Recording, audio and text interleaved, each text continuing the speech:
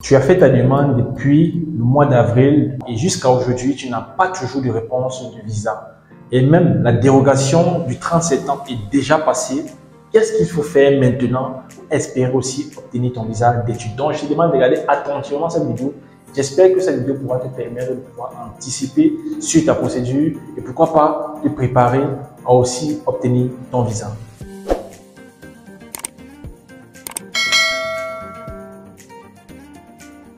Bonjour à tous et à toutes, j'espère que vous allez bien.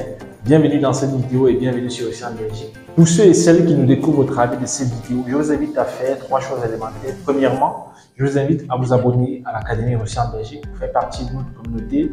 Aujourd'hui, nous sommes déjà plus de 2000 étudiants qui suivons les vidéos pour aller étudier en Belgique, la bonne information sur comment faire pour aller étudier en Belgique. Alors, je t'invite à mettre un pouce, surtout à partager cette vidéo autour de toi, afin que tes proches puissent bénéficier aussi gratuitement de cette information.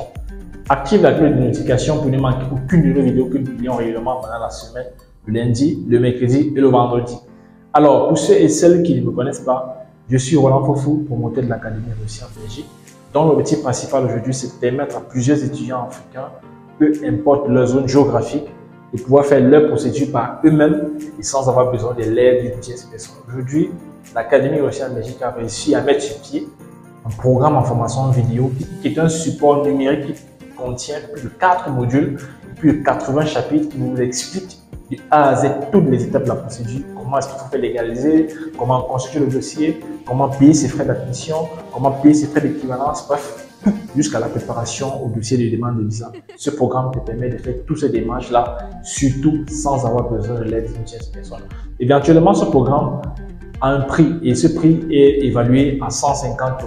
Donc, avec 150 €, tu as la possibilité de payer ton visa, d'obtenir ton visa, de faire toutes ces démarches par toi-même et surtout, peu importe ta zone géographique. Je tiens à préciser également que cette procédure ne concerne pas uniquement une nationalité particulière. Cette procédure concerne que tu sois sénégalais, ivoirien, togolais, gabonais, camerounais, congolais, bref, peu importe la nationalité africaine.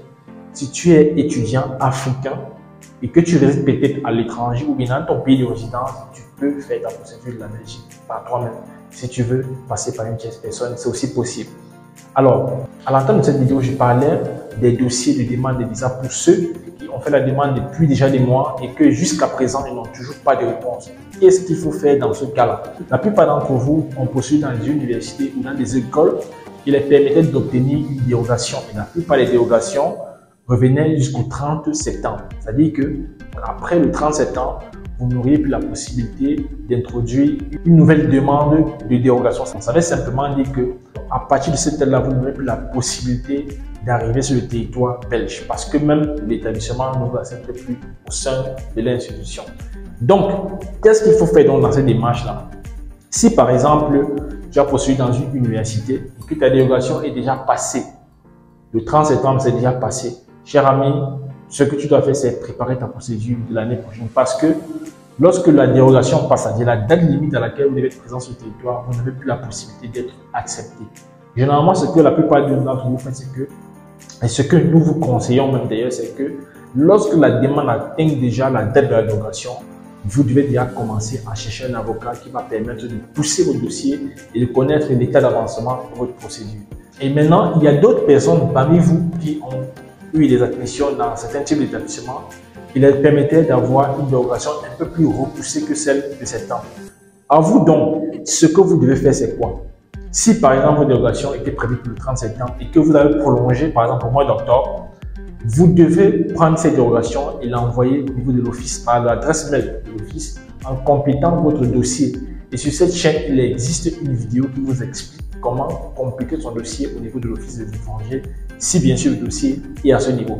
Si le dossier est à l'ambassade, vous envoyez le dossier, la dérogation à l'ambassade en complément à votre dossier. Maintenant, il y a des étudiants par exemple qui ont eu une autre dérogation en dehors de celle du 30 septembre. Si maintenant, vous constatez que même la nouvelle dérogation approche toujours à son terme, faites une nouvelle demande à l'établissement pour demander une nouvelle dérogation parce que vous n'avez toujours pas de réponse et que la date de la dérogation est en train d'approcher. Maintenant, vous avez deux cas possibles, vous avez deux choix possibles. soit vous faites par cette démarche-là, ou bien vous attendez la dérogation finale et vous cherchez un avocat qui va vous permettre de faire un recours auprès de l'office pour avoir l'état d'avancement de votre dossier.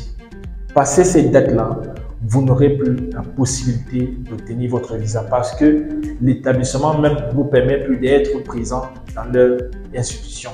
Raison pour laquelle, lorsque la dérogation passe, on vous demande de préparer déjà la procédure de l'année prochaine.